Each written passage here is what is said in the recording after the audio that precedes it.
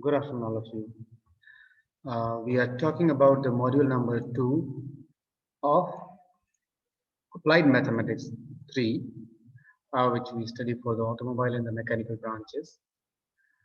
Right, and here the module number 2 is mainly about the numerical integration and some kind of solution of the wave, heat, and the Laplace equation. Okay, and to solve any kind of integration by the numerical method, we must have some kind of, we break the function into some kind of points, and those points we find out the value of x, and the value of x will come from the integration's limit, and on that x points we find out the y value by just using whatever the function is given in the question, and then we prepare a table and we try to solve it. Now the main question, why do we need the concept of the numerical integration? Actually, there are some kind of tedious functions which are not at all possible to be solved by any of the exact method. If suppose it is not at all reducible, then we have to solve it. How to solve that kind of integration? For those kind of integration, we have to take the help of the concept of numerical integration. And here mainly we will be studying and starting three topics. One is the Simpson 1/3 rule, Simpson 3/8 rule, and the Weddell's rule. These three methods will tell us and help us to solve any of the integration by the numerical method. Now, whatever the solution you will get from these numerical methods, yes, there will be some kind of degree of error. That means that will be a little bit far from the exact answer, but yes, it will be. You can say it will be closer to the exact answer. It may not be the same as that one, but still okay. What we can say is something is always better than nothing. Like that, we will get the answer of the integration. Right. Now, the first method what we are discussing about is the Simpson 1/3 rule. Now, to apply this method, it is sure that the number of intervals, whatever we create or we have it, that should be multiple of 2. That means if you want to apply the Simpson 1/3 rule for any of the integration of the question, your number of intervals must be 2, 4, 6, 8, or some kind of multiple of 2, even number also you can say. Now, when we have that kind of intervals, we will write down the formula as I equal to h by 3, then y naught plus yn. It's actually y naught plus the last value of y. The plus 4 into y1 plus y3 plus y5 plus so and so. Now, the third term in this formula is 2 into y2 plus y4 plus y6, all even number of the y values will come. So we will apply the method by this one. Okay, just put the values of the y here and you will get some kind of calculation. It is sure that we have to solve these values by the calculator.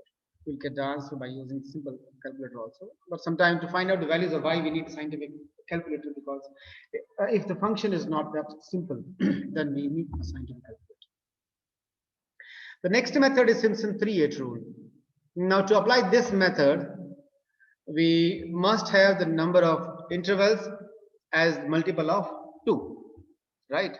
Now, if we can say multiple of 3.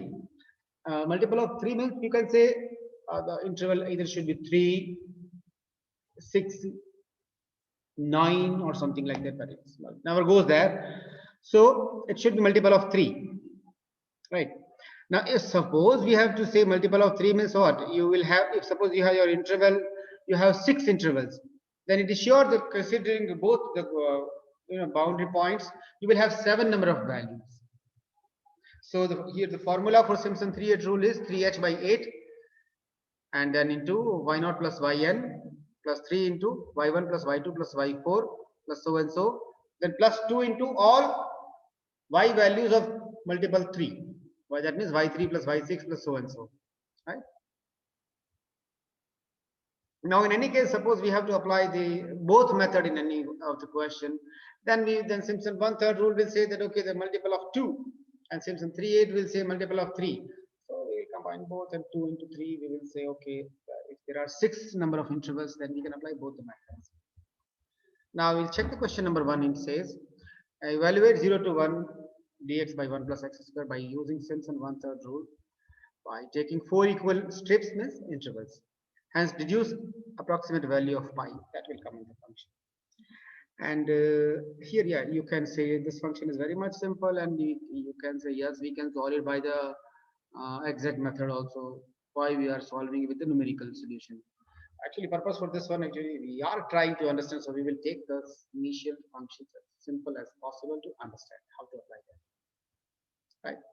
So first of all, we will say, okay, what will be the gap of the value? That means interval length. Right. So length of the interval will be counted by upper limit of the interval. That means it is 1. Lower limit 0. So 1 minus 0 divided by 4 because you want 4 equal intervals. So 1 minus 0 divided by 4 equal to 0.25. Right. And then you will prepare a table for x equal to 0, then 0.25, then 0.5 plus 0.75, and then 1. That's 0.25, 2.25 incrementally. And these values of y are calculated by using the calculator and this function. Right. Now, whatever the values you get, you put in the formula. You put in the formula and you will get the answer of the integration y dx equal to h by 3 y0 plus y4 plus 4 into y1 plus y3 into 2 into y2. Right. So by that way we will get the numerical solution.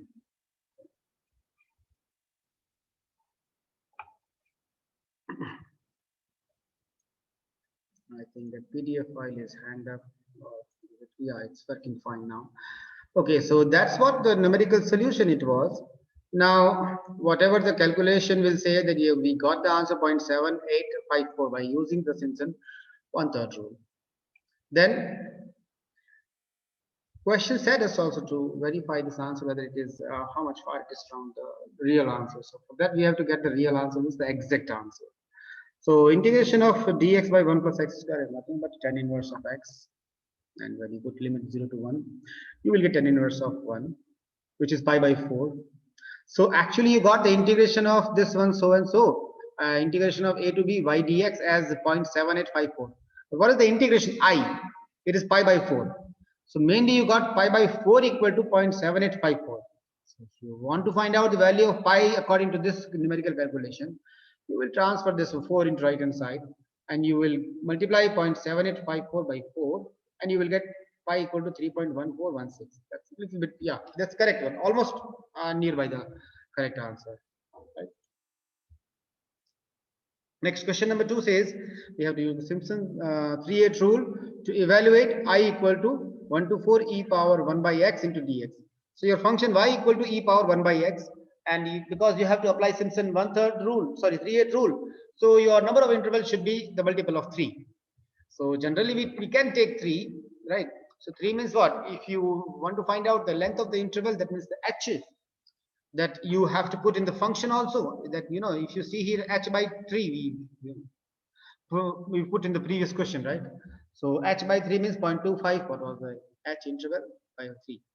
Here h will come by 4 minus 1, upper limit minus lower limit divided by 3. 3 is the number of interval what you want. So 3 by 3 it comes 1. So okay, initial the first value will be 1. Okay, 1. Then 1 plus 1 2. 2 plus 1 3. 3 plus 1 4. That's the last value. We have to stop it here.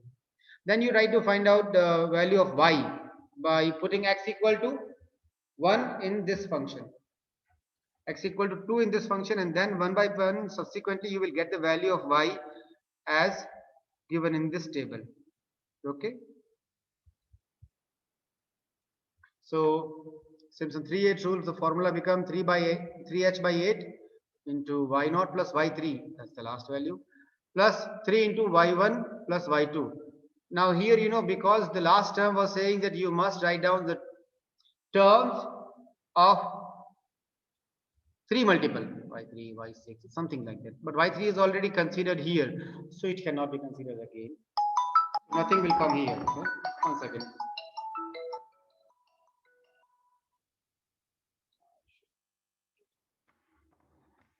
Right. So when you put the values in the calculation, you will get 4.9257. Okay. Now here for the next question number 3, use the Simpson 1/3 rule and with 7 ordinates. 7 ordinates means what? We will get 6 interval. To evaluate the integration 2 to 8 dx by log of 10x. First we need to prepare the table, and for the table we need h. So h will be counted by upper limit minus lower limit, 8 minus 2. Divide by how many interval you want? 6, right? Because 7 ordinates you have to consider. So 8 minus 2 by 6 means 6 by 6. It's a 1. So I, for this problem, when you consider the values starting from 2, 3, 4, 5, 6, 7, 8, and using the formula, you will get 9.7203. Okay. Then for the question number 4, if you see, it says the question that Simpson 3H rule for the function, and when you follow the same process, you get the answer 0.2916. Right. Now, if you have to apply like in the question number 5, you have to find out the solution by Simpson 1/3 and 3/8 rule. So here your interval should be 6. If it is 6, both the Simpson method will be satisfied. Right. It will be satisfying Simpson 1/3 rule as well as 3/8 rule. Right. So when you apply that one by the same previous questions, you will get the answer for Simpson 1/3 rule as 1.8133, and for the Simpson 3/8 rule, you will get 1.8114. So actually, they are, you can say they are correct by up to 1.81. Then a little bit error comes, but that error will be there always because these are the calculations. The third formula is for the numerical solution, numerical integration, is the Weddell's rule. Now, to apply the Weddell's rule, it is sure that the number of intervals should be multiple of 6. That means it can be 6, 12, 18 also. Like that only. It should be to be applied. And what is the formula here? I equal to, if suppose I is any of the integration that we have to solve by Weddell's rule, a to b, y dx, 3h by 10 is the coefficient outside. Then y0 plus 5y1 plus y2 plus 6y3 plus y4 plus 5y5 plus y6. If you want to remember these coefficients, actually here, little bit problem we will have to remember these coefficients. What is the 1 times 1, 5, 6, 1, 5, like that.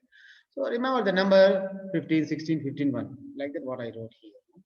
Then it will be simple because these 15, 16, nothing, these are the coefficient of all these, and all other y are in the order, y0, y1, y2, y3, y4, whatever. Coefficient only we forget sometimes. So remember it by 15, 16, 15, 1. Right. Now take the question, the 6th number here, you try to understand. We have to evaluate this integration 4 to 5.2 log of x and taking 6 equal strips. Steps, so that's okay, obviously that intervals. So how will calculate h? 5.2 divide by minus 4 divide by 6. 5.2 minus 4 means 1.2 divide by 6 comes 0.2. So you have to start from 4 and take h as 0.2. So 4, 4.2, 4.4, 4.6, 4.8, 5.0, 5.2. At all these values, the values of y will be calculated also by using the calculator. Just put the value in the calculator, making sure. In the calculator also you have two functions. One is log ln, other is log. Log is the log base 10. That's what we are not using because here log e only. Log e means ln function in the calculator you will use it. So put the value in the calculator, you will get the answer as applying the Weddell's rule, 3h by 10, y0 plus 5y1 plus y2 plus 6y3 plus y4 plus 5y5 plus y6. And then when you put all the values here from the table, just copy paste, and you will get the answer 1.8279. Right? Now, next question, if you just check it, just for the practice, you take it. Same Simpson rule, but yes, make it sure that 6 interval you will consider. Okay. So these are some kind of practice question. You just can consider it to have a solution and let me know in case any problem. So that's what are the numerical integrations. Okay?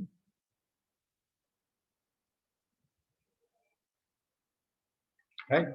These are the questions which are solved and you can consider here. Now the question which you are seeing here, this is same as we have already saw the previous pages. Yes, but here the function is looking a little bit different. What see, we have to use for this question 54. What you are seeing on this page, Simpson 1/3 rule, and it is 0 to 0.6, and the function is e power minus of x square dx. Generally, if we try, we can solve it by numerical. By exact method is difficult to solve. And numerical calculation is very simple. You check it. First, you calculate the table, right, by the calculator, and put the value in the function in the formula. You will get your answer just in 2 or 3 steps. Right? Now, the question which is here, which is in the next page, 55, you can say. Well, what it says that we have to find out the distance traveled by a train between 8:20 a.m. and 9 a.m. from the following data. Time at 8:20, it is given for all 10 minutes interval, 8:20, 8:30, 8:40, 8:50, and 9 a.m. Speed also is given to us. It's a 24.2, 35 in every 10-minute interval, 41.3, 42.8, and 39.4. Right. Now we have to say that, okay, what was the formula for the velocity and distance, right? So you can say that distance is nothing but v dt, the integration of v dt, velocity into dt, right? Because v, the velocity equals to ds by dt, we say. So s is what? ds equals to v dt, and that's what in integration we want to calculate the complete distance traveled. Then we have to integrate from first point to last point. So since we have a set of 5 values here, so n is the interval will be 4, and the time of interval is 10 minutes. That means 1/6 hour, because the data is given in speed is given in miles per hour, right? So we will now convert that h into hour. Now by this statement only, or by the question, you will identify which Simpson rule you must apply here. You see, number of intervals are 4. That means Simpson 1/3 rule only. It should be multiple of 2. So the Simpson 1/3 rule only can be applied, right? So Simpson, according to the Simpson 1/3 rule, your formula will become as equal to h by 3 v0 plus v4 plus 4 into v1 plus v3 plus 2 into v2. That's what according to the formula only. When you place the value here, 1/3 is 1/3. What is h? 1/6. That's what you put here. And put the values in the calculator, and you will get the answer that the distance totally traveled is 25.4 miles. And so we have to write down approximately because these are the numerical calculations, right? So the next thing we'll see in the next video. Thank you.